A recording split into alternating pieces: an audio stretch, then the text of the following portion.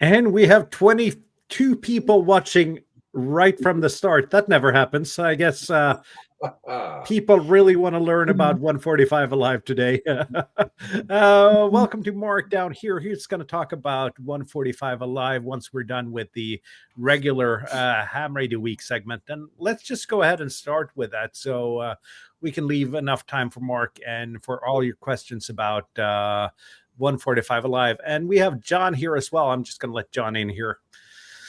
So we are good. We are 7 people here, and I'm just going to shuffle some people around so you new guys can get a feel for the format before you have to talk about your Ham Radio Weeks. And welcome, John.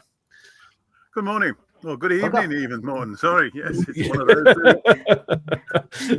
we're used to working through multiple time zones, so I didn't kind of react to the morning, but I guess there's only an hour to the UK, though. Yeah. We have a good discussion going in the chat. If you have any questions about 145 Alive, leave them in the chat, and we'll mark them so we can try to answer them after a while. But first out, our Ham Radio Weeks. And Jürgen, how's your Ham Radio Week been? Yeah, not much activity on air, except I hunted some parks yesterday and today. We had our club meeting and general assembly on Friday evening, and that was fun because we had some guests from other clubs, and it was a very long evening, and it was very funny, and yeah, very, very great general assembly. And yeah, more or less that was it. Kjetil, how about you? Yes, I did a POTA today, and thank you for the QSO there. And share the screen there as well, if somebody would be too kind. Of course, I should point out that was my ham radio moment of the week when I worked with Kjetil today. Yeah. I'll be quick though, but nothing showing up on your end? Hang on. Yeah, it is. Excellent. So, firstly, Charlton, I was watching a movie. If anybody here can see what's wrong about this car from the Twisters movie, none of the radios in that car or in that movie were connected to any sort of antenna. Also, they're running it's wireless, right? Wireless it's a wireless hobby. Yes. Of course, when you get nerds watching a movie, you see that. We did some fun with a rig expert, something I would like for Christmas, for example. Yeah, take notes, Charlotte. Yeah, and then Charlotte's in the chat, so she knows that you want a rig expert for Christmas. I know a shop in Slovenia which sends them really, really fast for a very low price. Yes, that would be nice. Excellent shop. Yeah, I think you're on the wrong speaker microphone again, Bob. So we rented this cabin, and we did some radio there. Also did some antenna building with this excellent... I know those winders. Yes. And this is a very concentrating Charlotte making a quarter-wave ground plane antenna with that, which we test... a link dipole, actually. So that was really fun. Except for that, we got the velocity factor wrong, and all of the things were too short, even when we added 20 centimeters per leg. So that was stupid of me. Then I got a package of different goodies from AliExpress, and just some trackers, a hotspot, some antenna parts, and other random stuff. So that's fun. Is that the capacitance hat for the JPC-12 you have there? I have not tried it yet, but I have it. No, I was going to say Walt seems to be pleased with his, so it's going to be fun to hear your thoughts on it. I have no idea if I'm ever going to see a difference, but probably it will work. Hopefully it won't make things worse. Let's see. That was last week. Played a bit around with the LoRa APRS, and that was fun, but there's only one gateway close to here. And I had 2 boards, but one of them disappeared to Scotland. So I have more coming in the mail. And then I tried to build this 10-minute CW transmitter, which a 12-year-old apparently managed to do in the bulletin this week. And after 2 hours, I found out that I gave up because I wasn't able to make it work. I see that you have a glass of red wine there. Could that be the reason why it didn't work? No, that was after hour 1, I think. This it turned out to be me not being able to read capacitor codes, and I put in 10,000 picofarad instead of 1,000, and that apparently messes things up, and other things. And then, yeah, this is the setup. I built a small just lighting setup for filming. That's what I'm using now as well. And today I did a POTA. This is where I talked to you, Jürgen. So nice place operated from, and got Japan and Victor Echo 1 Sierra Kilo, who's in chat every now and then at least. So that's really nice. So that was my week. I have to say, I heard you working Steve, but I was not able to hear Steve. He was not strong today. Yeah. Yeah. Yep. So let's hand it over to the UK though. John, how's your ham radio week been? Not too busy, but plenty of the old 2 meters, of course, and also an inevitable FT8, although maybe people will probably diss me for that, but certainly been on the FT8. And this weekend's been quite busy at the microwave roundtable for the Midlands here in Shropshire. So you were a VHF and up guy, if I understand that correctly. Well, it seems to be predominantly, but my HF has gone and died around here, but the noise floor is something like S9 plus 20 or so. So whatever I do, it depends somewhat obviously on the day, and sometimes I get good days, but maybe when the neighbours have gone on holiday or whatever else. But other than that, obviously VHF and above are a bit more immune to the noise sources. I've noticed from my net today that there's plenty of noise even on 2 meters. So I do go out and do some mobile to kind of make up for it on occasion. Yep. Going portable is always a good solution. Anything else? Yeah, go ahead, never really had much noise 2 meters, except when like being right close to big transmitters. So that's interesting that you're getting that. Yeah, I think this is sort of from VSDL. Yeah, was it? Yeah, ADSL but bigger. Yeah, that's the one. Yeah. Okay. Right. Yeah. So we have the telephone lines coming straight across, more or less across my my garden. So I'm getting irradiated by lots of radio sources, which is quite it's not a particularly busy area. It just so happens to be coincident with some radio sources. Very annoying, but not much I could do about it. Maybe a set of snippers in the middle of the night, maybe, but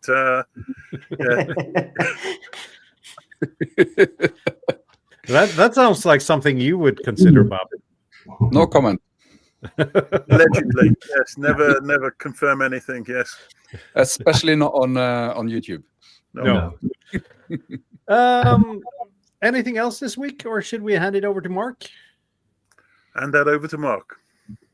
Yeah, Mark. How's your ham radio week been? Well, I've done some. I usually dabble around and do some HF during the week, trying to fit it in with everything else that we've got to do. So I've done some FT8 on HF and some SSB on HF, but we also, as you know, we'll probably get to talk about it a little bit. We've extended 145 Alive to include some SSB stations this time for the first time in February. So whereas normally I get emails telling me people want to be a station, they don't need to specify normally which station type they want to be. So this time I've had a mix of FM stations and SSB stations, and we also made a decision about how many stations could be in a square, in a Maidenhead square, for SSB. So there's a few more sort of dynamics to the next one, and admin, as possibly all know, radio admin seems to take a lot of time, takes over a bit. I did some UK bunkers the previous week because I'm the award manager for UK boater and worldwide boater. So from time to time, I do a few bunker Royal Observation Corps bunker activations for UK boater. So I did those, and I gave a talk to a local club, that John and I are members of, with the slightly ambiguous title of operator participation. I don't think anybody was quite clear about what I was going to talk about, but it is about essentially it is about getting people on the air, participating. It is a participation hobby. So it was about ways in which you can feel safe and confident to get on the air. That went down reasonably well at the club, I think, on Wednesday night. So Very well. Bits of all of that. That's been my radio week. That's a pretty active radio week. And we both, me and Bob, we tried to set up 145 Alive in Norway last month. So we know that at least on your scale, it has to be a lot of work getting that stuff done right, because we managed to fail on a couple of points on our small scale. So we know what to bring to the next event then. Yeah. Well, to be honest, Morten, that we learn event by event. Yep. We've run a number of events now, 145 events, and it's only at this point I think we felt confident enough to expand it from purely FM to dabble our feet in 2 meters SSB as well. So it's been toying with the idea for a while, but we always come to the conclusion that not to change or rock the boat. But this time we've actually pushed that boat out, as it were, and brought SSB on. So be interesting to see how that goes. It will. Yep. We get a question here from Omar. I'm just going to address that before we go on. Is the sound output on the lower side tonight? And we have no control over that. StreamYard does that for us. So just turn your volume up, Omar, and it'll probably work well for you. Tobias, how's your ham radio week been? You're a little bit past COVID now, so hopefully you've done let's something. see if I get through my segment without a coughing fit, because that cough still stays. Important things done this weekend. Put some Christmas decoration up, and I even did some soldering, because of course you buy these things and the cable is too short, and then you have to extend the cable. So I have the socket there on the other side of the door, and I had to basically splice in 5 meter more cable, but it's working. Is that like a noise generator or a light generator? Or I'm not sure. I'm not sure yet, because I'm a terrible ham, and I don't even remember the last time I had a QSO, but I'm pretty sure it was maybe somewhere in the car, when I put the mag mount on the car. That was the last QSO, but it's a few weeks ago. But we all know that light and radio waves is basically the same thing. It's just a matter of frequency. So it is clearly a noise generator. It's only a very high frequent one. Yeah, but I don't think it's necessarily the light emitting devices that's causing the issues, Bob. It's more a power supply issue on these things. I had a smart switch for my Christmas tree a couple of years back, and every time I turned my Christmas tree off, I also managed to turn the Wi-Fi off in my home. It took a couple of days of troubleshooting until I figured out what it was. Okay, and then I printed my draft for the LiPo battery pack, for the Aramid battery pack. So let me see, I can show you. That's the battery pack, and that's the box, and first print, and it fits. Amazing. Unfortunately, it was so cold in my shack that I basically printed a temperature log. So if you look at this, and all the cracks, then printing started here, and then during the night there was a cold dip, and then in the morning there was a severe cold dip in the room. So basically, I have to reprint that. So in the end, I moved the printer into the kitchen, which is heated up to 23 degrees. So maybe I'm lucky on the second attempt. And what else? Yeah, I made a short YouTube short about it. So I finally got the printer to print again and the filament to stick on the board. And as you can see, I've moved on to stuff not sticking to the board, to not having a proper how do you say, the individual layers not sticking enough, or the warping of the ABS print separating it. Yeah, so again, not a lot of ham radio, but yeah, I'm preparing for the complete chaos that will start tomorrow morning. My house gets new windows, and they were supposed to show up in October, and now they are probably showing up tomorrow. So it's freezing, 0 degrees, and the builders will rip out all the windows in my house. So I'm looking forward to that. Ooh, yeah. Yeah, that's it, more or less. Yeah, not a lot, just some small things to distract myself from catastrophizing of everything that will go wrong with the windows. But hopefully that'll work out fine. Yeah, let's see. Bob, I'll report back. If you don't see me next week, then I either got a stroke or I'm still fixing stuff. Bob, how's your ham radio week been? It's been I've been busy with work this week actually, but I've been doing some well, not really radio related activities. Let's see if I can share some some progress on my this is not a rotator as such. It's a feedback thing that uses a magnetic Hall effect sensor to basically to read the position of a rotatable antenna. And I figured if I'm going to do that, I might as well make some nice application to actually show this off. So this is it.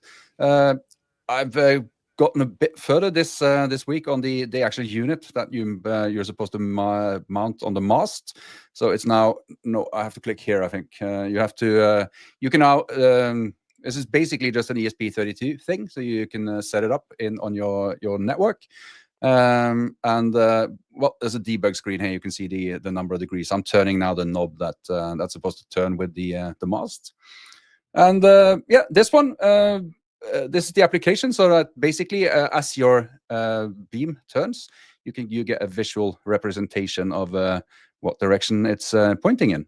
And we've added some, or I added some nice other things like a nighttime overlay.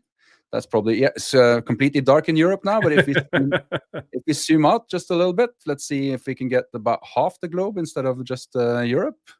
That's going to give us, that shows the separation between night and day as well. So if you're trying to do gray line or something, that's going to be useful to show. I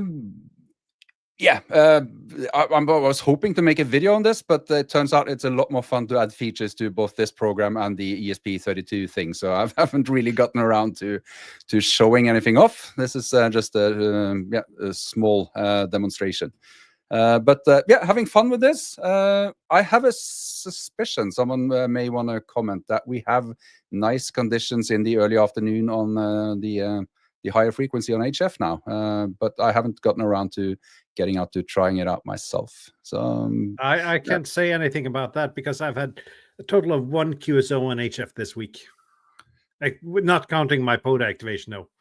Yeah, so that's basically my week. I'll try this coming week is less busy, so I'll try and get something out to actually show some of this off on in a YouTube video.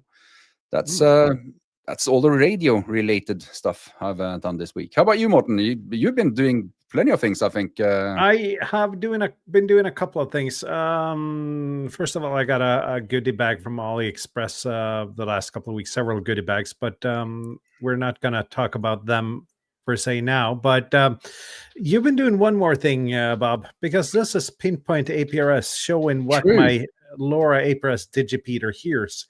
And if it hadn't been for an hour on the phone with you, I probably wouldn't have had this up and running. But now I can have a visual representation of everything that that my digipeater down here actually hears. And I can even, first of all, we can see where LoRa APRS is popular or not in this area. Yeah. Anyone want to guess where I live? I'm going to zoom in. You live about here. Yeah, I think. So, Yeah. So that's been a lot of fun. Been playing around with that, and also setting up just a TNC unit for my phone. But before you continue, Morten, there's one more thing I meant to mention. I'm on Wednesday. I'm doing my LoRa APRS presentation at Drammensgruppen. So if you have anyone here that's a member or you'd like to drop by, then that'd probably be cool if you're interested in that presentation. This has to do with the exact same thing that Morten was showing off. So I figured I'd inject this now. Please continue. Very good. And Charlotte asked what device I use as a digipeater. I use a Liligo LoRa 32 as a digipeater. And then I have some plans on getting a really nice location for a digipeater. I just got to ask someone that works at that location if I can just walk onto the roof, find some power and a place to put the digipeater, which might happen hopefully very soon. Let's see. Besides that, I have a little bit of a slideshow here. So let me find that here. And it looks like we're going to have a cat flying by here. I started out, you talked about having a talk, and also Mark did. I also had a talk this week. The talk we had at the Norwegian Ham meeting in February. I've translated that into Norwegian. I have added a couple of things, removed a couple of things, and I'm holding this presentation at another Hamfest in January. So I had this presentation at my club just to see if it would work as a solo presentation, and it definitely did. People really didn't understand where I was going the first 10 minutes, but that's the way I've designed the presentation, so that was really good.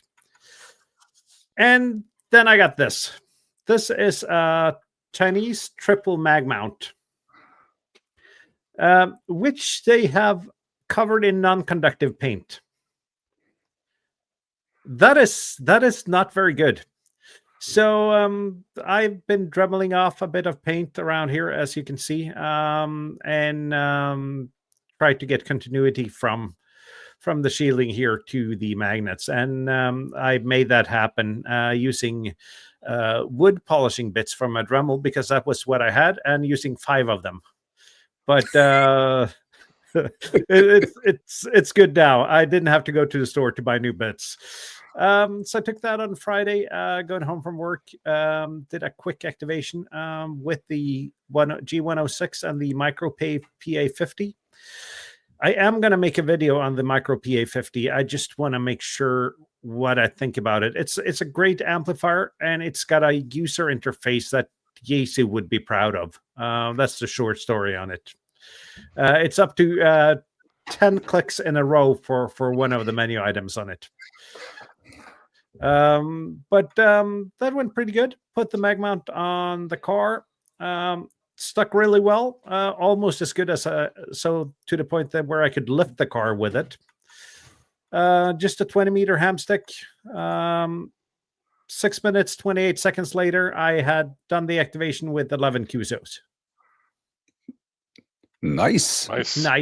And then I have the AT14 coax switch, which Simon asked if I could get AliExpress to send me for making a video on, and I did that, and I've been hooking that up, putting a control cable on it and testing if it works. It works. I need to measure port isolation, and I'm so happy that you make videos where you talk about not knowing things, Kjetil, because I have no idea how to measure port isolation on this. So someone's got to explain that to me like I'm 5. We did in the Discord. No, you didn't explain it like I was 5. I need a lower level than you explained. Okay. Yeah, All just put the 220 volt in on one of them and touch the other and see if it hurts. Yeah. Let's see. And then I spent today, because it was raining so bad that I didn't feel like doing PODA. And it's kind of a running joke on my videos that my workbench and my shack is always a mess. It's not anymore, or at least it wasn't 4 hours ago when I took this picture. The desk is starting to populate again, but at least I have a picture of how it looks when it's nice and clean. And I think that's pretty much. Get that to qrz.com before it clutters up again. I should probably do that. This is one of the This is one of the show me your shack pictures. It is. I should probably get that on QRZ, because I have pictures of my Yaesu FTDX 1200, which is like 3 radios ago. I also have pictures of my G90 portable, which is like 5 radios ago. So people tend to comment on those radios. And I think that's pretty much it for my ham radio week. I got a couple of more things. Yeah, I tested some liquid electrical tape from AliExpress. Short story, no. Don't get it. There's a video coming on that. All right. If you do get it, just make sure to order some patience at the same time, because you waited about 35 seconds before you assumed that was going to be ready. So yeah, I give it usually 24 hours. That does make a difference. The thing is, though, it still it wasn't completely non-conductive. Well, yeah, it wasn't thick enough, I would say, but yeah. Yeah. Still, yeah, I think I said in the video, though, that I'm sure it has its uses, but no, I wasn't too happy about it. But at least it'll get the comment section going with people who really like this stuff. So that might be good. I'll show up. I have no doubt. But let's pass it on to Mark and John there and talk about 145 Alive, because Bob, you and me did 145 Alive in Norway, but these two guys do it on a much larger scale. So I'm really excited to see how you do it in the UK and what it's all about. Sure, I'll start and then I'll hand over to you, John, or you put in or whatever. Excuse me. Yeah, so we run one. I'm just going to find there. Yeah. Okay. We took over 145 Alive from G5TM, who started it. Tim started it a few years ago now. So it was quite relatively contained, relatively small at the time. And John and I said we'll take it over and run with it and see whether we can expand it a bit and see where it goes. We had no real preconceived ideas, other than the idea was to try and involve as many people as possible in an event on a band which traditionally, certainly in the UK, is often referred to as a dead band.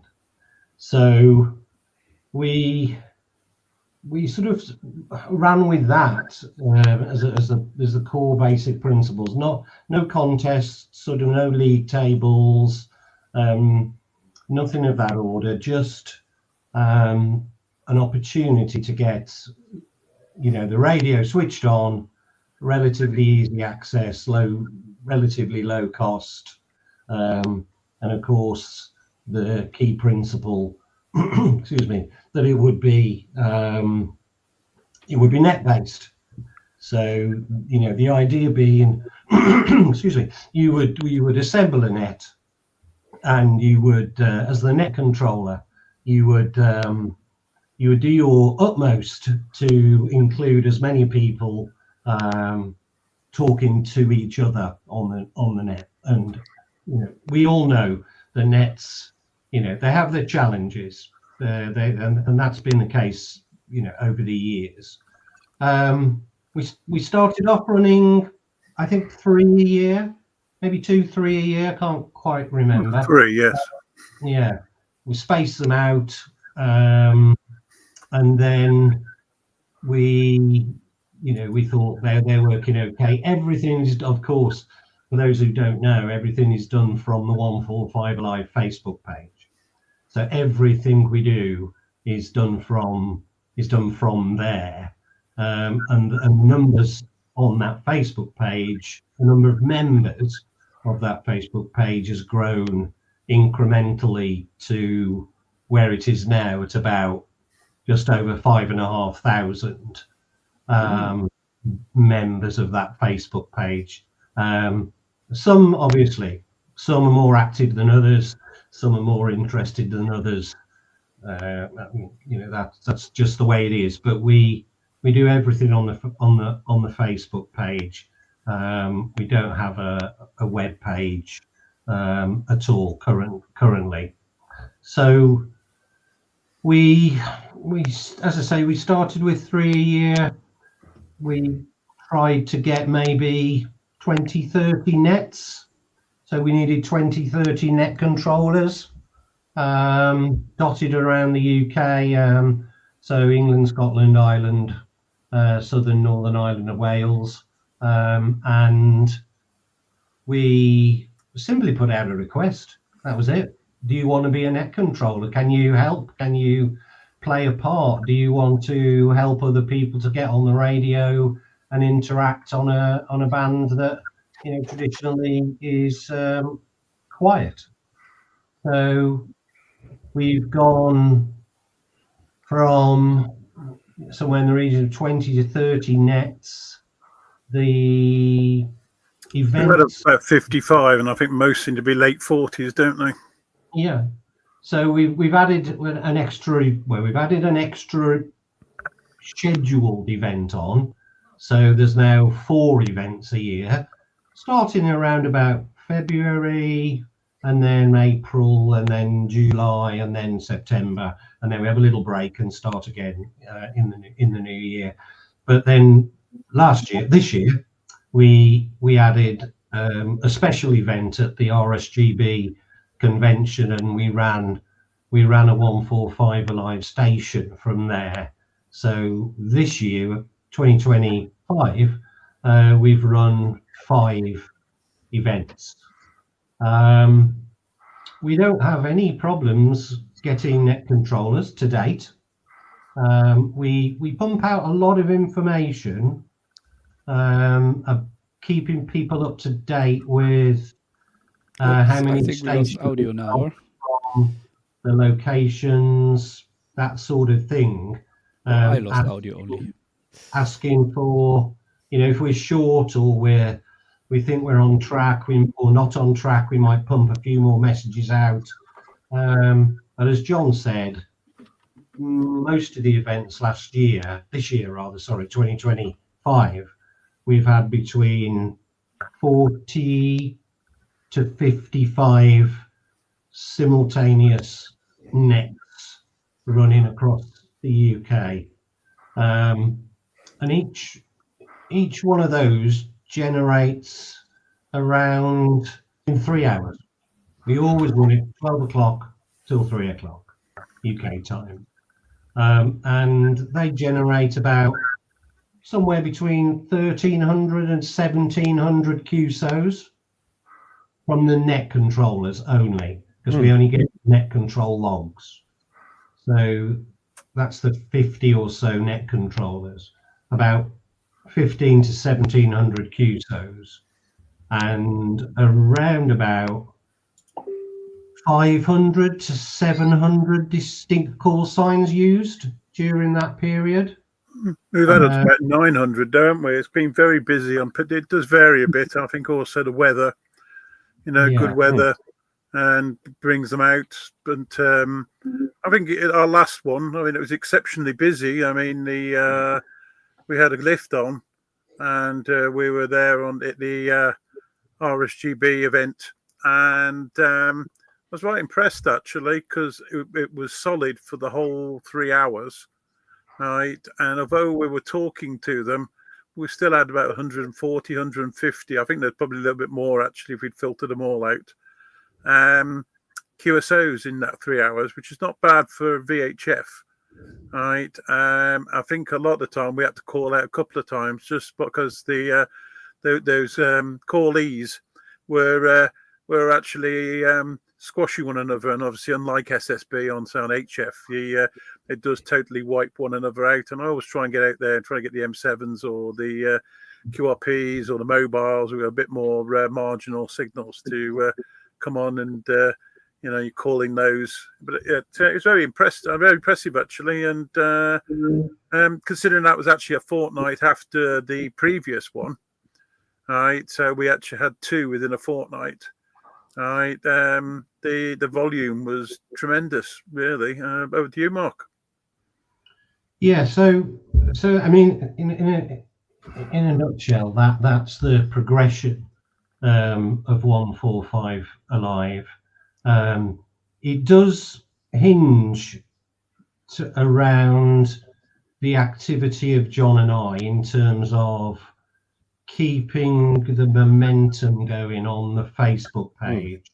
There is a lot of traffic on that Facebook page, but we try to keep the information out there. So we've got 10 controllers, we've got 12 controllers, we've got 15, we've got 17, we've got 20, so that people can see that it's growing week on week, heading towards the next event, as it were.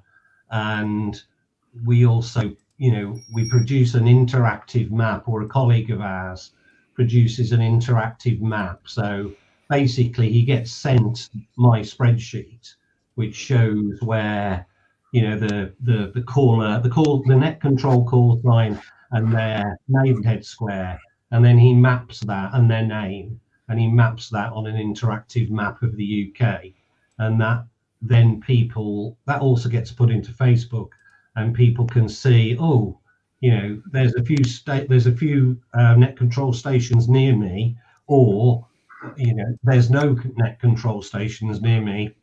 Maybe I could offer to run one. It sort of keeps that momentum. Yeah. Do you see that people check into more than one net, or do people just stick to one? Yeah, I mean, to be honest, although we're very clear that it's a net-based event, and as I say, the rationale for that is, it's to encourage people, as many people as we can, to take part in a net. But at the end of the day, we're not controlling them, we're not forcing them to do things. We set the benchmark, and then in essence we have to run with it a bit.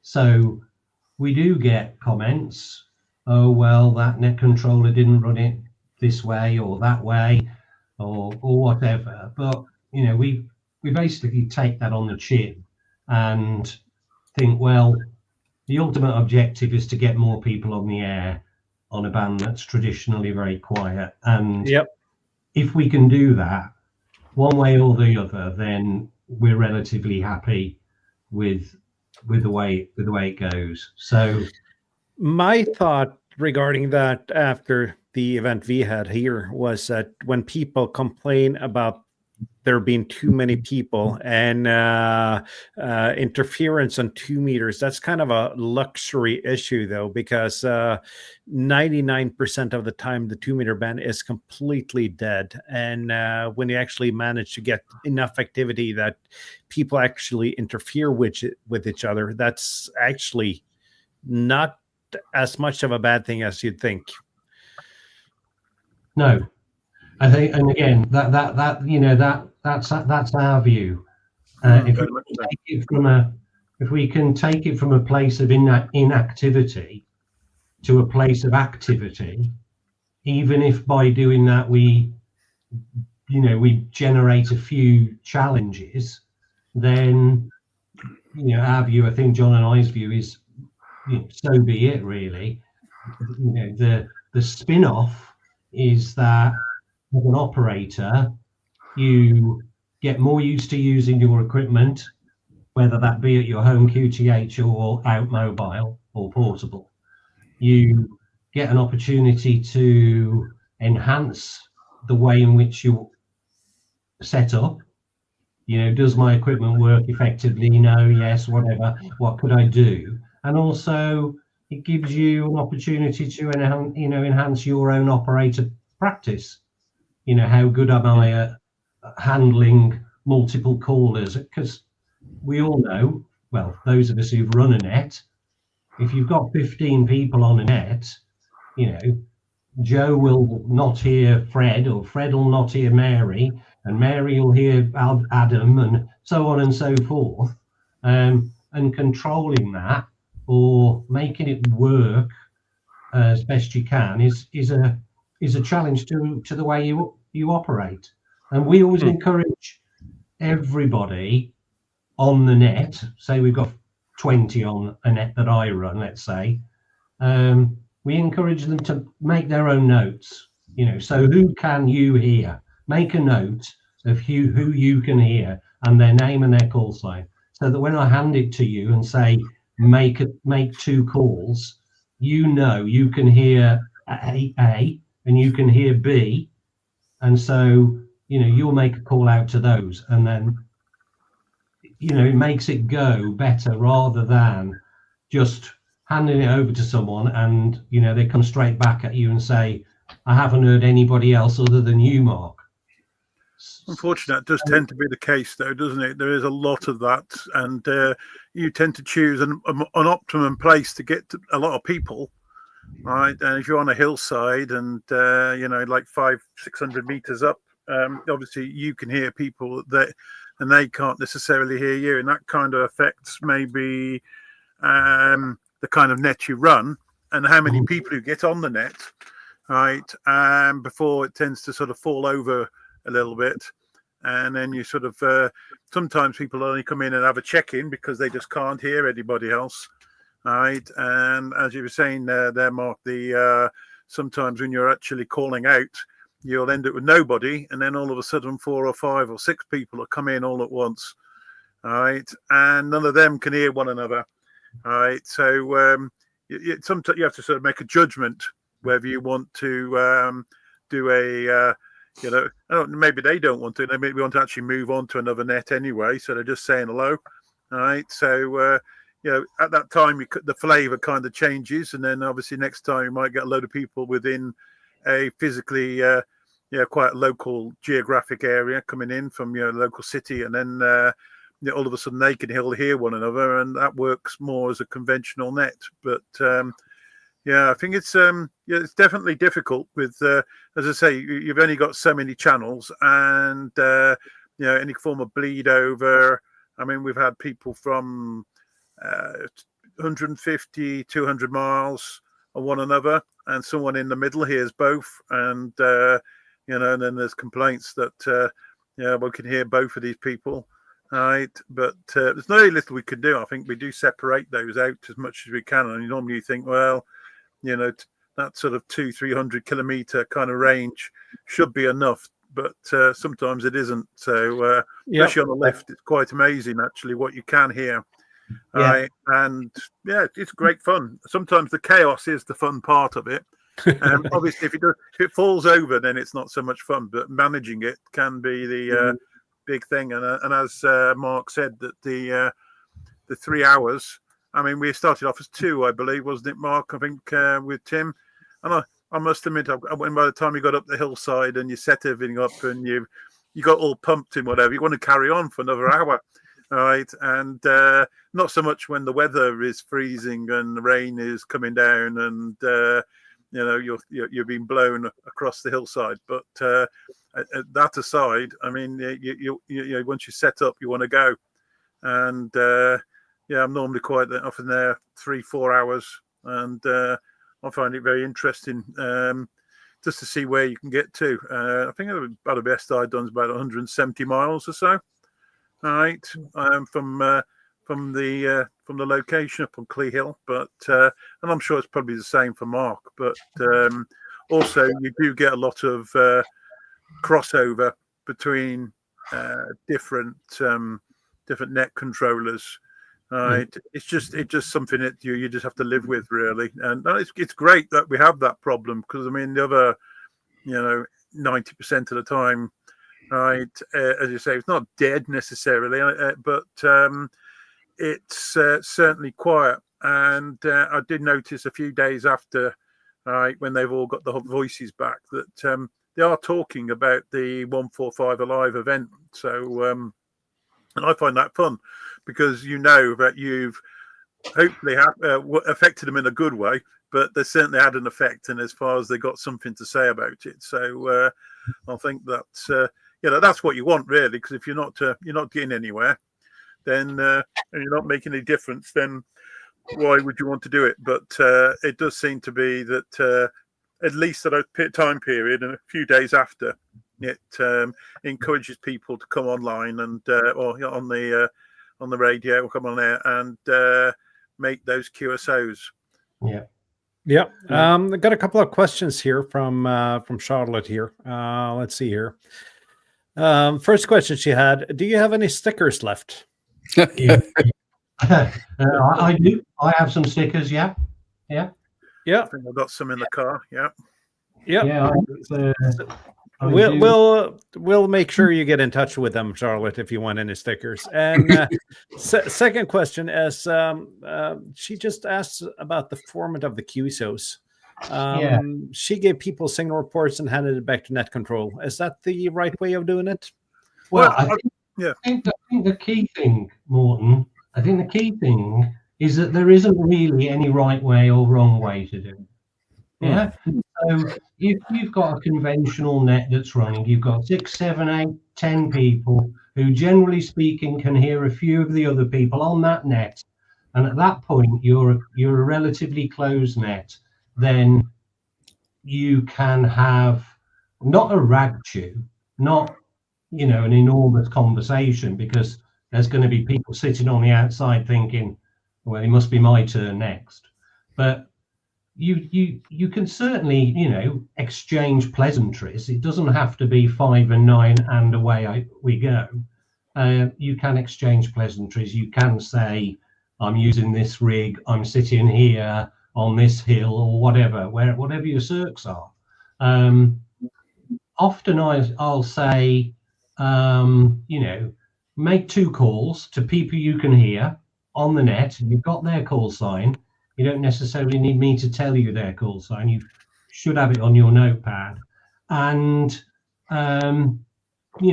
keep the QSO relatively short by where you go, and then we'll just give it to them.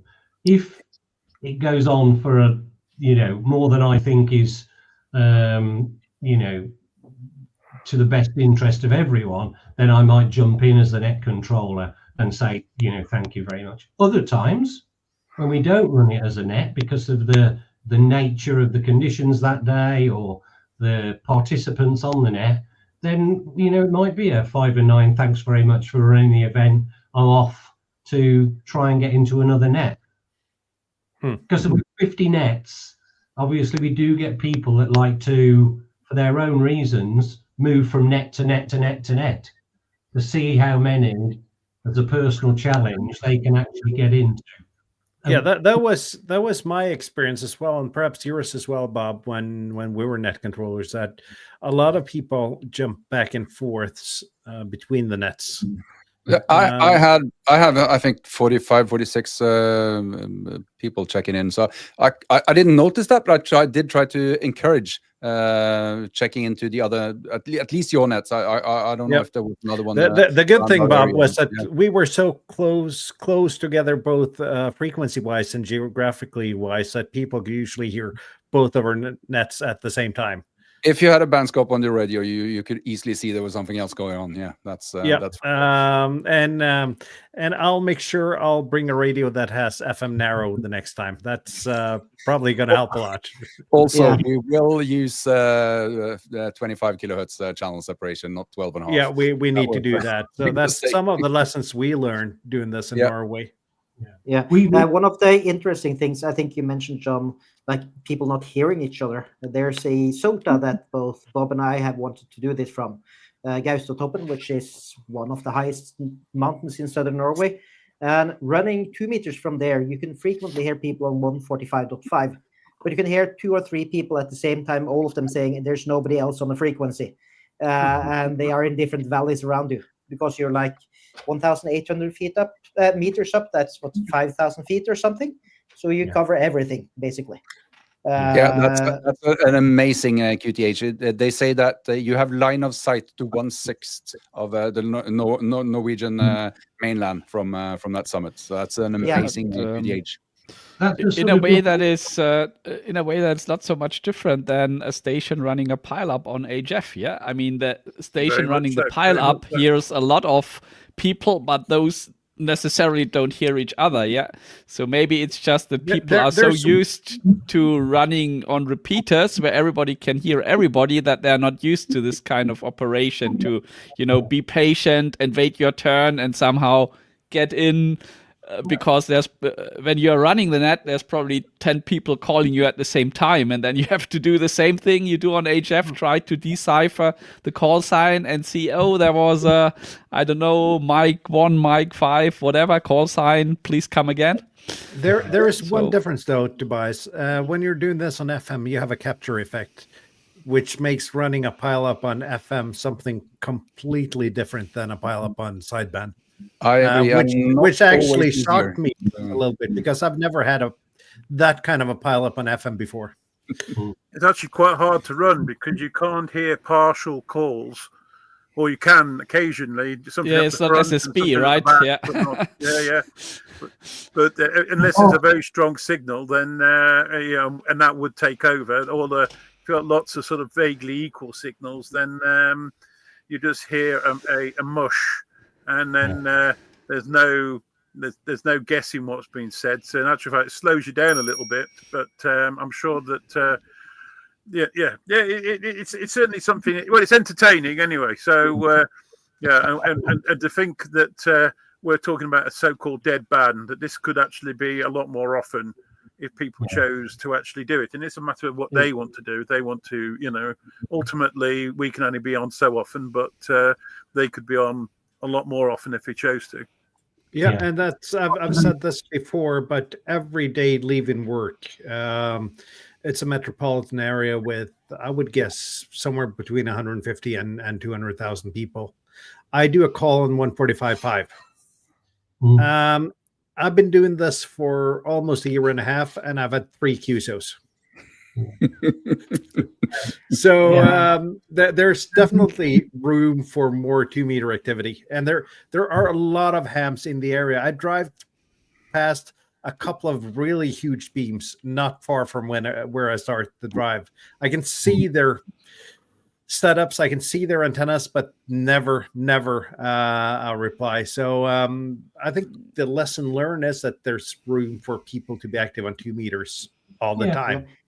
It's a bit funny, because when you think about it, you call secure on HF, somebody will answer you. Yeah, why does that not work on 2 meters? Because there's a pretty high chance that 20 people hear you and they're just doing something else and cooking or tinkering in the shack, but nobody comes back to you. So I don't know what's the psychology there. Well, part of the responsibility as well, from a net controller's perspective, is not necessarily to go and get the best location you can get. Because if you get that best location, the chances are you'll hear everyone, but not everyone will hear you. And so you're not going to run a conventional net if you're 5,000 feet up. And part of the responsibility, I guess, if you want to run the event as nets, is where could I position myself as an operator, a net controller, where there's the best chance of running a net? Because I run a net, well, I have run a net from a windmill, which is very high, and everybody can hear me, even on 10 watts, but not all of them can hear each other. And it isn't about the net controller accumulating as many QSOs as they can. It is about constructing a net and bringing people into the to the hobby that have perhaps not, used their radios for a long while. I ran a net 6 months ago, one of the events, and the most exciting thing we had, and John worked this guy as well. I asked him, "Where are you? And what equipment are you using?" Because he was very popular on the net. He could hear everybody. Everybody could hear him. And he said, I knew the event was taking place. He said, so I got a deck chair out of the garage and I took it on halfway up a hill, and I just took my handy with a rubber duck antenna on the top. And I've managed to work more QSOs on 2 meters than I ever have before. And for me, that was the reason we do it. Not for me to accumulate 200 QSOs, because I can do that in other ways. And what we also do, of course, is we produce net control guidelines. So a few weeks prior to the event, by email, we send out to the net controllers, this is our aspiration for the way you will conduct your net. You will include others, you will make calls out, you will blah, blah, blah, blah, blah. There's lots of bits of information on that. And we set that stall out. If they then don't do it, we don't then ban them or anything. We just say, okay, well, that's they what want we're trying to attain, isn't it? It's what we're trying to achieve, but you can't obviously force that on somebody. No. Right. Yeah, but maybe you, I don't know, I'm just asking them questions here, but maybe when people are calling into the net, they could say, hey, hello, I hear you with this and this signal, and I also heard these 3 other stations. And then as a net controller, you can say, yeah, great, you hear them, give them a call, That's exactly what we do, Tobias. Exactly what we do. If we know that someone can hear someone else, we'll try and facilitate that contact, rather than simply accumulating a list of QSOs. Exactly, being the center of attention. You are just the moderator and not the one that has all the QSOs on the list at the end. Well, that's the objective, but we're big enough and ugly enough to know that not everybody wants to do that. And so, John and I have had discussions about that over the last few years from time to time, but we're happy enough for people to do what they want to do, but we still nevertheless try and establish some basic Exactly. points. I think every QSO on 2 meters is better than no QSO, so don't restrict it too much and give it in a strict format so that people just let them do their thing. But you can, of course, give guidance. Yeah. We're getting close to the top of the hour here, but the next event is in February, isn't it, guys? February the 7th, I think. Yep. We move it we alternate between Saturdays and Sundays. So we've published all of the 4 events for 2026, and they're on the Facebook page. We get people say, oh, if we put it on a Saturday, can't it be a Sunday?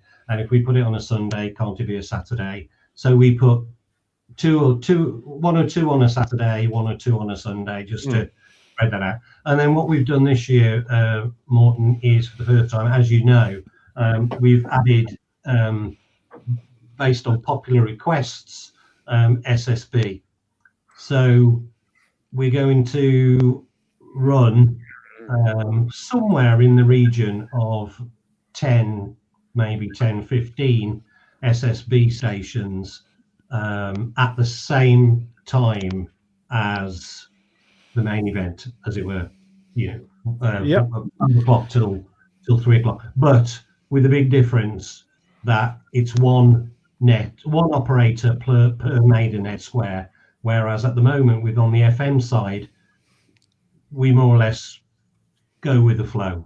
If 2 or 3 people are in the same square, well, we let that go, no problem. But with the SSB one, we wanted to try and test the water a bit, so it's 1 net controller per Maidenhead.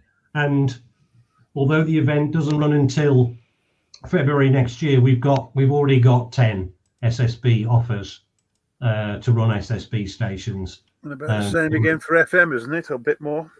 Yeah, I think we put the advert, well, the call to arms, as it were, out last week, and I think we've got 11 FM stations and 10 SSB stations, and obviously there's over 2 months to go before the event yet, so yeah, that's very good. I don't think we'll be doing any sideband in Norway at the moment. We need to figure the FM bit out first, but we will be doing the nets on the same day as you guys do.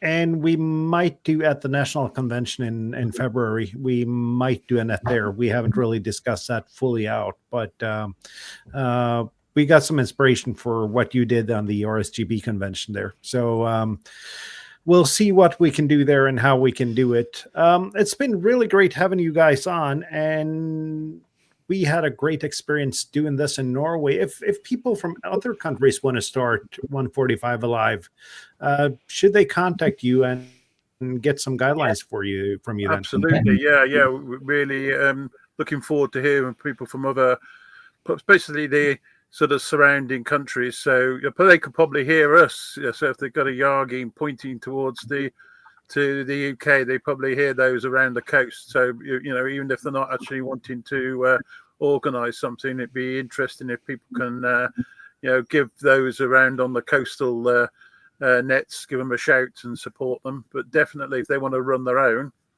then as I say, they come onto the Facebook and contact us. Or use the 145 Alive UK at gmail.com, all lowercase. That comes straight through to John and our inbox, and it's fantastic. I don't want to go away without saying it's fantastic that Norway have come on board. Absolutely fantastic, and we will do anything that we can do to help facilitate, advertise, promote, whatever you want. If we can do it, we will do it. That is great. It's been so great having you guide us through this process, and we have a lot of learning to do in order to make this as good as you guys have made it. But we're getting there slowly, and a couple of more nets, and we'll have enough experiences that we can actually do something and talk a little bit about it. But for us, it's a learning process now, and it's for sure a fun learning process. Yeah, absolutely. Thanks for having us. And if between us all, we can contribute to making 145 a more active, and we can get more people on the air, then, as far as I'm concerned, Morten and friends, it's a win-win. Yep. So if you want to do 145 Alive in your own country, you know where to send your information now. And thank you so much for being on. We'll be back next week, and I'm just going to check the cheat sheet here because I've been known to actually announce the wrong next week's show. Lin HT. Next week is the Lin HT, the Linux Handheld Transceiver Project, and that's going to be a whole lot of fun to learn about. And perhaps at some point we can use one of those for 145 Alive. And on that note, as Jeremy Clarkson says, it's time for us to go. So see you guys down the bands, and we'll see you next week. 7-3 all. Thank you. 7-3. Bye. Thank you for the invite. Bye.